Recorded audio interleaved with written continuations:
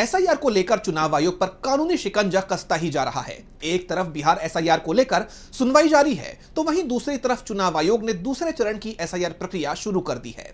अब supreme court ने इन सभी याचिकाओं पर सुनवाई की तारीख का ऐलान कर दिया है, जिसे लेकर चुनाव आयोग की टेंशन बढ़ गई है। देखिए ये रिपोर्ट। एसआईआर पर कानूनी संकट बढ़ता ही जा रहा है। सुप्रीम कोर्ट ने चुनाव आयोग के विशेष गहन पुनरीक्षण यानी एसआईआर अभियान को चुनौती देने वाली याचिकाओं पर सुनवाई के लिए 11 नवंबर की तारीख तय की।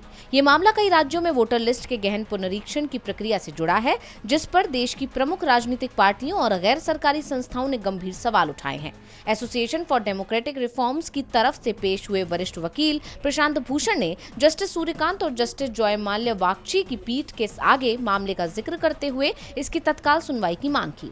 उन्होंने तर्क दिया कि एसआईआर की प्रक्रिया अब देश के बाकी हिस्सों में शुरू हो गई है और चुनाव आयोग कथित तौर पर वोटर लिस्ट में नाम शामिल करने के लिए आधार कार्ड को स्वीकार नहीं कर रहा है। भूषण ने कहा, एसआईआर शुरू हो गया है, अब इसमें कुछ तात्कालिकता आ गई है। उन्होंने कहा था कि वो आधार स्वीकार करेंगे, लेकिन वे अब भी इसे स्वीकार नहीं कर रहे हैं। ये बहुत जरूरी मुद्दा है, ये हमारे लोकतंत्र की जड़ तक जाता है। इस बीच डीएमके ने भी तमिलनाडु में एसआईआर प्रक्रिया को असंवैधानिक और मनमाना बताते हुए सुप्रीम कोर्ट में चुनौती दी। पार्टी के वकील विवेक सिंह ने सीजेआई बीआर गवई की पीठ के समक्ष तत्काल सुनवाई की गुहार लगाई।